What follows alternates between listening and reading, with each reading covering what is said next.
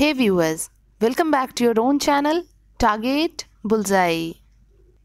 आज के इस वीडियो में हम लोग बात करेंगे डी मार्ट कंपनी के ऊपर। चलिए सीधा हम लोग चलते हैं इसके नेक्स्ट स्लाइड पे। यहाँ अगर हम लोग देखें तो ये कंपनी स्टार्ट की गई थी मिस्टर राधा कृष्ण दमानी सर के थ्रू। और ये अगर हम लोग बात करें तो आप कह सकते हैं कि from the launch of its first store, जब इन्होंने 2002 में पोवई में इन्होंने अपना पहला स्टोर ओपन किया था, और आज की अगर हम लोग बात करें 2002 से लेके अब 2021 की बात करें, इनके पास टोटल 234 स्टोर्स अवेलेबल हैं, और वो भी वेरियस लोकेशंस पे। नेक्स्ट अगर हम लोग देखें कि ये कंपनी क्या करती है, तो ये कंपनी आपके वन स्टॉप सुपरमार्केट चेन में से एक है। आप कह सकते हैं कि one stop supermarket, that means आपको एक ही जगह पे सारी चीज़ें मिलती है। और अगर हम लोग देखें तो यहाँ ये ऑफर करते हैं wide range of different types of product, जिसमें से आपके होम प्रोडक्ट्स आते हैं या फिर पर्सनल प्रोडक्ट आते हैं, काफ़ी सारे प्रोडक्ट्स भी आते हैं। हम लोग वो आगे की स्लाइड में बात करेंगे। अब अगर हम लोग देखें the supermarket chain of D mart store, तो ये डी मार्ट स्टोर्स के जो चेन है, इनको कौन ऑपरेट करते हैं? ये ऑपरेट करते हैं एवेन्यू सुपरमार्ट्स लिमिटेड, जिनको हम लोग ASL भी कहते हैं। और अगर हम लोग ये देखें तो इनका जो हेडक्वार्टर है वो मुंबई में है। नेक्स्ट अगर हम लोग और ब्रांड्स के बारे में बात करें जो कि ASL के थ्रू ओन किए जाते हैं या ASL के अंडर आते हैं, वो हैं आपके D Mart Mini Max, D Mart Premia, D Homes, Dutch Harbour and काफ़ी सारे ऐसे ही बहुत सारे और ब्रांड्स हैं। नेक्स्ट अगर आप देखोगे तो जो आपके each demat store stocks home utility products including कौन कौन से food, toiletries, beauty products, garment, kitchenware, bed and bath linen, home appliances और काफ़ी सारे। तो आप देख सकते हैं यहाँ पे आपको, और प्राइस भी जो इनके होते हैं काफ़ी अच्छे प्राइस होते हैं, आपको काफ़ी बेहतरीन टाइम टू टाइम आपको ऑफर्स मिलते हैं। एंड जो चीज़ें होती है लाइक जो आपको कस्टमर के वैल्यू के लिए ये लोग काफ़ी सारा काम करते हैं। तो इस सारी चीज़ों को अगर हम लोग ध्यान में रखें तो एक बेहतरीन कंपनी ये निकल के आती है। वैसे सर्विसेज के बेसिस पे बात करें तो उस पर या तो अगर हम लोग इनके जो हम लोग आप कह सकते हैं जो फिनेंशियल या फिर फंडामेंटल जो हम लोग बात करेंगे उसके बेसिस पे। चलिए बढ़ते हैं हम लोग और वीडियो में आगे की तरफ। सो नेक्स्ट अगर हम लोग यहाँ पे देखते हैं जो इनके की प्रोडक्ट कैटेगरीज हैं, यहाँ हम लोग डिफरेंस देखेंगे जो FY 2020 में जो इनके शेयर ऑफ रेवेन्यूज़ तो जो भी प्रोडक्ट्स हैं उनके, एंड देन हम लोग बात करेंगे FY 21 के। तो जहाँ FY 2020 में 52.40% रेवेन्यू थे इनके शेयर में। जैसे आपके प्रोडक्ट्स इनमें आ गए grocery, staples, processed food, snacks, frozen products, dairy, beverages and confectioneries, fruits and vegetables. तो ये आपके देख सकते हैं 52% का यहाँ पे शेयर हुआ करता था। बट वही FY 21 में इनके जो शेयर है वो आपके बढ़ के 57.41% के आसपास हो गए। तो यहाँ पे आपको परसेंटेज जो है वो इंक्रीज़ होते हुए देखे फूड कैटेगरी की अगर हम लोग बात करें। नेक्स्ट आते हैं आपके नॉन फूड कैटेगरी FMCG में। यहाँ अगर शेयर की बात करें तो जहाँ ये 2020 में 20.29% के आसपास हुआ करते थे, जैसे कि आपके होम केयर प्रोडक्ट आते हैं इसके अंदर, या फिर पर्सनल केयर है, टॉयलेटरीज है, या other over the country counter products हैं। तो ये सारे आपके नॉन फूड कैटेगरी में आते हैं। और हमने जो देखा FY 2020 में वो 20% थे, और FY 21 की बात करें तो ये भी ऑलमोस्ट आप देख सकते हैं 19.69% के आसपास इनके शेयर्स हैं। नेक्स्ट अगर हम लोग बात करें जनरल मर्चेंडाइज एंड अपैरल्स के ऊपर, तो जो यहाँ पे आपको प्रोडक्ट्स इसके अंडर नज़र आ रहे हैं वो हैं bed and bath, toys and games, crockery, plastic goods, garments, footwear and home appliances.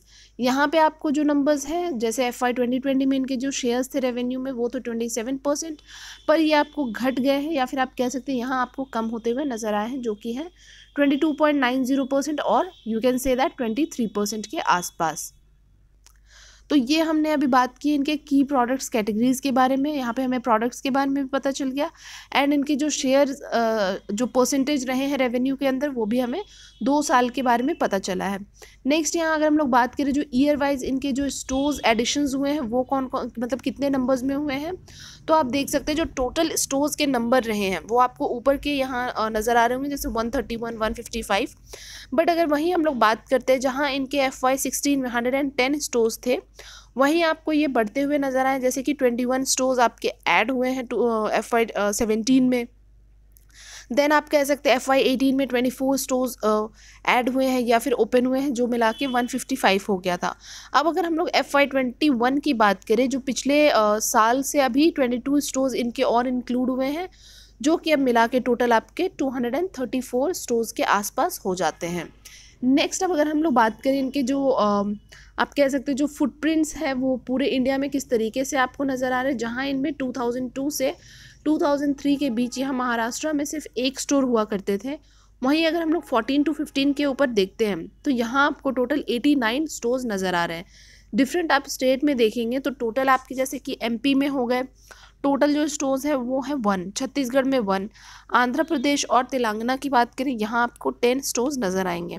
वहीं गुजरात में आप देख सकते हैं 22 स्टोर्स, महाराष्ट्र में सबसे ज़्यादा स्टोर्स हैं जो कि 50, एंड कर्नाटका की बात करें तो 5 स्टोर्स। देन अगर हम लोग यहाँ पे बात करें 2019 से 20 के बीच यहाँ टोटल स्टोर्स जो है वो 214 है। यहाँ आपके और स्टोर्स आपके इंक्लूड हुए हैं, लाइक आप देख सकते हो यहाँ आपको तमिलनाडु में नज़र आएंगे नए स्टोर्स ओपन होते हुए, या फिर आप कह सकते हैं कि इधर पंजाब में, दिल्ली NCR में, राजस्थान, गुजरात, दमन, तो यहाँ आपको नए स्टोर्स और ऐड ऑन होते हुए नज़र आए हैं, या फिर आप कह सकते हैं कि नए फुटप्रिंट्स इनके देखने को आपको मिले हैं। उसके बाद आपको जो हम लोग 2020 और 21 की बात करें, यहाँ अब आपके टोटल 234 स्टोर्स हो गए, जिनमें से कुछ नंबर्स आपको बढ़ते हुए दिखे हैं। मध्य प्रदेश में भी आप देखेंगे जहाँ ये 14-15 में ये आपको 1 स्टोर हुआ करते थे, वहीं आपके 19-20 में 11 हो गए और उसके बाद बढ़ के आपके 14 हो गए। तो ऐसे करके इनके नंबर्स भी आपको इंक्रीज होते हुए दिखे हैं थ्रू आउट दी जो भी ईयर्स रहे हैं। नेक्स्ट हम लोग यहाँ पे अब बात कर लेते हैं एनालिस्ट के ऊपर। तो यहाँ आपको मैक्सिमम एनालिस्ट जो है वो सेल की रेटिंग दे रहे हैं, उसके बाद जो बचे हुए हैं वो आपको 25% बाई की एंड 29% होल्ड की। तो हमें यहाँ से सारा कुछ एक दिमाग में क्लियर पिक्चर नहीं ले लेना है कि ठीक है एनालिस्ट ने जो बोला है वो ही हमें करना है, नहीं, आपको खुद से रिसर्च भी करनी है, एनालिसिस भी करनी है, एंड वीडियो में आपको आगे तक देखना है ताकि आपको चीज़ें जो है ना वो बेटर एक पिक्चर आपके माइंड में आए किसी भी कंपनी के ऊपर। जब हम लोग चार्ट के ऊपर जब कुछ डिस्कस करते हैं तो ज़्यादा बेटर हमें क्लियर एक पिक्चर मिलते हैं कि ठीक है एनालिस्ट ने तो ये कहा है पर हमें क्या करना है, या फिर जो ट्रेंड है चार्ट के ऊपर वो किस तरीके के निकल के आ रहे हैं, वो सारी चीज़ें काफ़ी मैटर करती है किसी भी शेयर के लिए। अब हम लोग यहाँ नेक्स्ट अगर बात करें इस कंपनी के जो वैल्यूएशन है वो हमें यहाँ अच्छे नज़र आ रहे हैं, विच इज़ डिविडेंड यील्ड की अगर बात करें यहाँ आपको किसी भी तरह की डिविडेंड नहीं मिल रही है। EPS में देखें तो 21 के आसपास EPS है, बट इंडस्ट्री पी और स्टॉक पी की बात करें जहाँ इंडस्ट्री पी आपकी 283 है, वहीं आपको स्टॉक पी 239 के लगभग नज़र आ रहे हैं। दैट मीन्स आप कह सकते हैं जो इंडस्ट्री में दैट मीन्स FMCG इंडस्ट्री के 283 आपके पी निकल के आ रहे हैं, बट उस पी के अंदर भी अगर हम सिर्फ इस स्टॉक की बात करें तो ये स्टॉक आपको अंडर वैल्यूड प्राइस पे नज़र आ रहे हैं। वहीं अगर हम लोग डिलीवरेबल्स की बात करते हैं 45% की डिलीवरी आपको होती हुई दिखी है इसमें थर्सडे के दिन। अब आगे देखते हैं आने वाले दिनों में किस तरीके से और ये परफॉर्म करती है शेयर, और उसके बाद किस तरीके से लोग आपको इसमें इंटरेस्ट दिखाते हुए नज़र आते हैं। बिकॉज हमने अगर एनालिस्ट की सिर्फ एनालिस्ट के राय के ऊपर हम लोग जाते हैं, मैं ये नहीं कह रही कि जो एनालिस्ट बता रहे वो गलत है, बट हाँ हमें खुद से भी कुछ चीज़ें सोचनी होती है और हमें खुद से भी डिसीजन लेना होता है बाकी चीज़ों को ध्यान में रखते हुए। तो आप देख सकते हैं जिस तरीके से थर्सडे के दिन यहाँ लोग काफ़ी परसेंटेज आप देख सकते हैं, ऑलमोस्ट 0.5% ऑफ लोग जो है वो आपको यहाँ पे इंटरेस्ट दिखाते हुए नज़र आ रहे हैं शेयर के अंदर। बाकी हम लोग देखेंगे जब चार्ट के ऊपर और फिर हम लोग डिसाइड करेंगे कि मंडे को हो सकता है किस तरीके की इसमें मूवमेंट होने वाली है, वो हमें ज़्यादा क्लियर पिक्चर नज़र आएंगे। सो द नेक्स्ट अगर हम लोग बात करें यहाँ रिटर्न्स के ऊपर, तो रिटर्न्स आप देख सकते हैं आपको थ्रू आउट द ईयर्स जो है 1 मंथ हो, 3 मंथ हो, 6 मंथ हो या फिर 3 ईयर्स हो, आपको रिटर्न्स यहाँ पे अच्छे मिले हैं। कहीं भी आपको कोई डाउट नहीं है कि रिटर्न्स बहुत वीक हो या फिर उस तरीके के रिटर्न नज़र नहीं आए, ऐसा कुछ भी नहीं है। आपको रिटर्न्स भी जो है वो शॉर्ट टर्म में हो या फिर लॉन्ग टर्म में हो, अगर 3 ईयर्स की बात करें तो थोड़े लॉन्ग टर्म में हो, तो सारे आपको टाइम फ्रेम में शॉर्ट टू लॉन्ग टर्म आपको सारी जगह पे रिटर्न्स काफ़ी बेहतरीन मिले हैं। अब यहाँ हम लोग देख लेते हैं इनके क्वार्टरली बेसिस के जो रिजल्ट्स रहे हैं वो किस तरीके के आए हैं। तो हम लोग 3 पैरामीटर के ऊपर बात करेंगे, sales, operating profit, then net profit. So अगर हम लोग देखें दिसंबर 2020 से लेके सितंबर 21 तक के नंबर्स, तो आपको जून 21 के नंबर्स में यहाँ डिप ज़रूर देखने को मिले हैं। उसके बावजूद भी ये नंबर्स आपको इस क्वार्टर की अगर बात करें तो इस क्वार्टर में कंपनी ने काफ़ी बेहतरीन परफॉर्म किया है। So next is operating profit. Operating profit में भी जो चीज़ें हैं वो आपको सिमिलर नज़र आ रही है। तो इस क्वार्टरली अगर हम लोग बात करें, ऑपरेटिंग प्रॉफिट हो, नेट प्रॉफिट हो या फिर सेल्स हो, सारे ही नंबर्स इनके अच्छे रहे हैं। तो कंपनी ने रिजल्ट बढ़िया पोस्ट किया है। अब अगर हम लोग देखें सिर्फ ईयरली बेसिस के ऊपर, तो ईयरली बेसिस पे थोड़ी सी आपको डिप ज़रूर नज़र आ रही है। सेल्स आपके सेल्स पैरामीटर हो या फिर आपके ऑपरेटिंग पैरामीटर हो या फिर नेट प्रॉफिट के पैरामीटर के ऊपर बात करें, तो कंपनी ने वैसा ऐसा बहुत बढ़िया नहीं परफॉर्म किया है पिछले, अगर हम लोग साल के मुकाबले बात करें तो। बट क्वार्टरली बेसिस के नंबर्स जो रहे हैं वो काफ़ी बेहतरीन रहे हैं। बाकी आप नंबर्स यहाँ पे रीड आउट कर सकते हैं। हम लोग नंबर्स के ऊपर बात उतना नहीं करेंगे बिकॉज वीडियो काफ़ी लंबा हो जाएगा। अगर आपको चार्ट पे नहीं समझ आता है, आपके सामने टेबल है, आपके लिए ज़्यादा कन्वीनियंट होगा, आप चाहे तो आप टेबल के फॉर्म में पढ़ सकते हैं या फिर आप चार्ट के फॉर्म में आप देख सकते हैं। अब अगर यहाँ हम लोग देखें जो इनके सेल्स एंड प्रॉफिट ग्रोथ के परसेंटेज हैं वो किस तरीके के, यहाँ आपको वीकनेस नज़र ज़रूर आ रहे हैं। पिछले 5 साल की हो या फिर 3 साल के मुकाबले यहाँ आपको इस 1 साल में नंबर्स थोड़े आप कह सकते हैं कि वीक दिख रहे हैं। So the next is ROE and ROCE। तो यहाँ पे हमारे जो क्राइटेरियाज होते हैं वहाँ पे भी आपको फुलफिल करते हुए नहीं दिखे हैं। बट कंपनी वैसे तो बेहतरीन कंपनी है ही। इनके अगर 5 साल के नंबर्स देखो, 3 साल के देखो, वो आपको अच्छे दिख रहे हैं। बस इस 1 साल में काफ़ी सारी चीज़ें हुई थी इस 1-1.5 साल के अंदर, क्योंकि ये कोविड के चक्कर में बहुत सारी चीज़ें हुई हैं। एंड कंपनी जो FMCG कंपनीज भी थी उनको भी काफ़ी नुकसान झेलना पड़ा। ऐसा नहीं है कि सारी कंपनी को नुकसान झेलना पड़ा। कुछ कंपनी ने बहुत जल्दी आप कह सकते हो कि रिकवर कर लिया, कुछ कंपनी को थोड़ा टाइम लगा। तो ये इट डिपेंड्स कि कौन सी कंपनी कौन सी इंडस्ट्री के अंदर आती है, और उसके हिसाब से ही आप डिसाइड कर सकते हैं कि कौन सी कंपनी ने कितना बेहतरीन आप कह सकते हो कि कितने शॉर्ट टर्म में लोगों ने अपने जो बिजनेस थे उनको रिकवर किया है। सो अगर अब हम लोग बात करते हैं यहाँ कंपनी के डेट के ऊपर, तो कंपनी के ऊपर किसी भी तरह की डेट भी नहीं है। जो कैश अवेलेबल है कंपनी के पास अभी करेंटली वो है आपके 1431.99 करोड़ के लगभग। तो ये आपने देखा कि company is debt free company, and बाकी जो कैश अवेलेबल है वो भी आपने देख ही लिया है। बाकी अभी अगर हम लोग करंट सिनेरियो की बात करें, तो अब सारी चीज़ें जो हैं अगर इस क्वार्टर में कंपनी ने परफॉर्म अच्छा किया है, जहाँ कि हमने देखा है अभी नंबर्स जो आए हैं काफ़ी स्ट्रॉन्ग थे क्वार्टरली बेसिस पे। तो यही एक रीज़न है कि अब सारी जगहों पे जो रिस्ट्रिक्शंस थे वो थोड़े से आप कह सकते हो कि कम किए गए हैं। चीज़ें अब वापस से ओपन हो रही है, और ये 2 साल जो है हर एक कंपनी के लिए थोड़ा बुरा तो रहा ही है। अब नेक्स्ट यहाँ अगर हम लोग बात कर लेते हैं शेयर होल्डिंग पैटर्न्स, तो यहाँ मैक्सिमम आपको नंबर्स जो है वो आप देख सकते हैं प्रमोटर्स के पास है। जो शेयर होल्डर्स हैं आपके प्रमोटर्स ही हैं। तो 75% के आसपास की होल्डिंग्स अभी भी उनकी बनी हुई है। सो द नेक्स्ट अगर हम लोग बात करें तो FII के पास आपको नज़र आएंगे, देन पब्लिक, और फिर अगर हम लोग देखें तो DIIs के पास आपको नज़र आ रहे हैं इस क्वार्टर। और अगर हम यहाँ आप देखेंगे थ्रू आउट दी जितने भी क्वार्टर्स रहे हैं दिसंबर टू टिल सितंबर 21, तो यहाँ पे भी आपको नंबर्स में हल्के फुल्के फ्लक्चुएशंस ज़रूर नज़र आ रहे हैं। बट जो मैक्स टू मैक्स है वो प्रमोटर्स के पास है, उसके बाद FII एंड देन पब्लिक और फिर DIIs के पास। बाकी यहाँ प्रमोटर्स के ऊपर प्लेजिंग की बात करें, यहाँ पे भी आपको कोई तरह की कोई भी प्लेजिंग भी नज़र नहीं आ रही है जो प्रमोटर्स के ऊपर हो।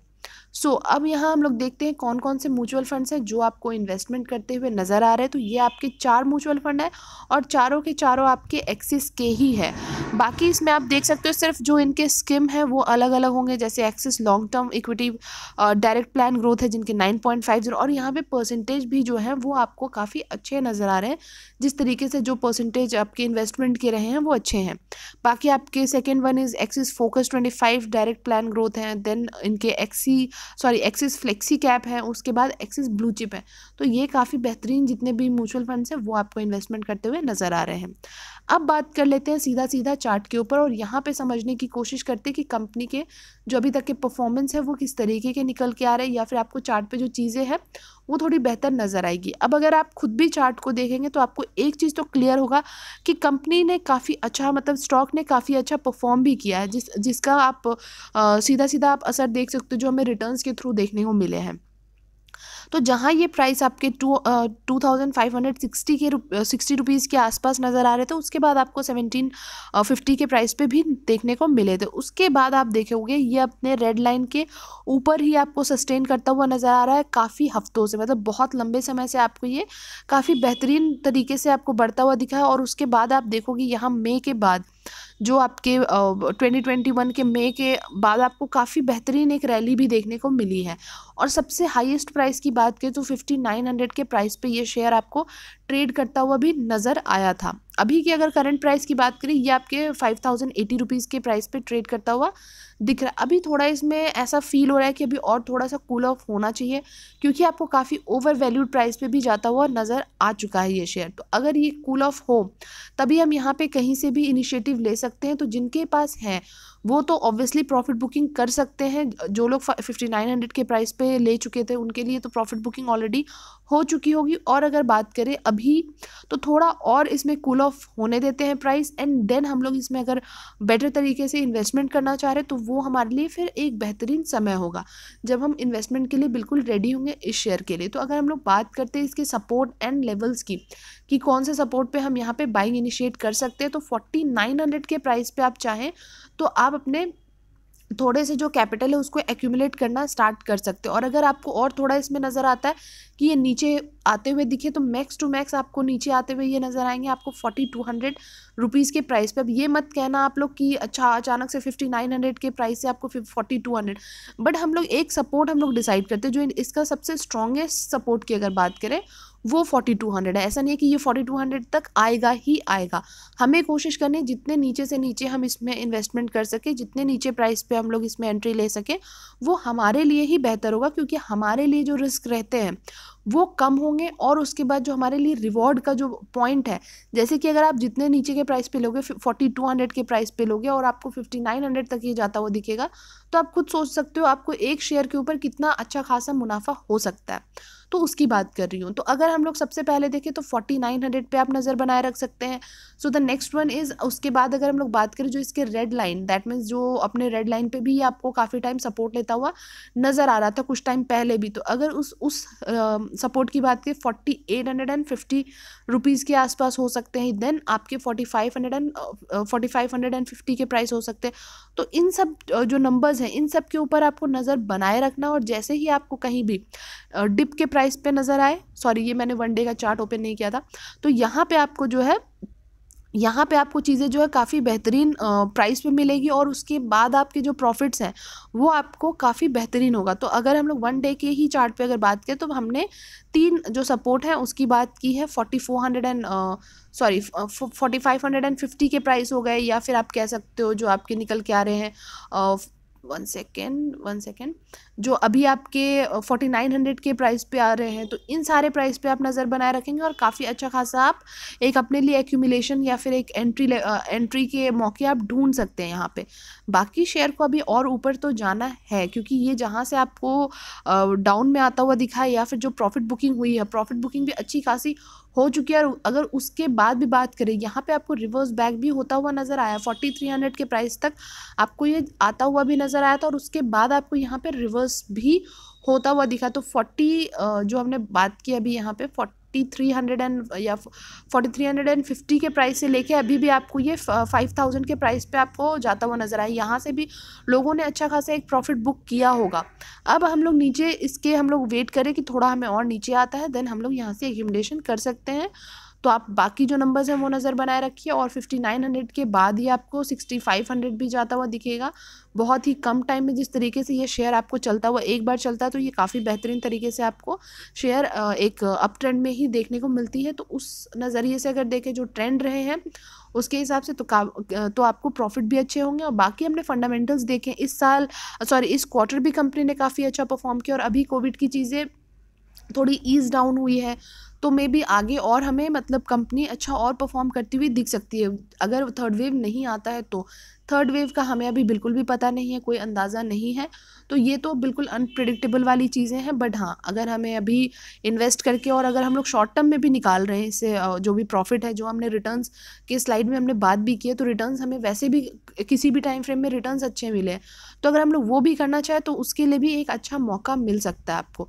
तो चलिए बस इतना ही हम लोग बात करेंगे वीडियो में, ज़्यादा लंबा नहीं खींचते हैं। बस आप लोग जो सपोर्ट है उस पर नज़र बनाए रखिए, खुद से रिसर्च करें, खुद से एनालिसिस करें। बाकी हमने वीडियो में सब कुछ डिस्कस किया ही है।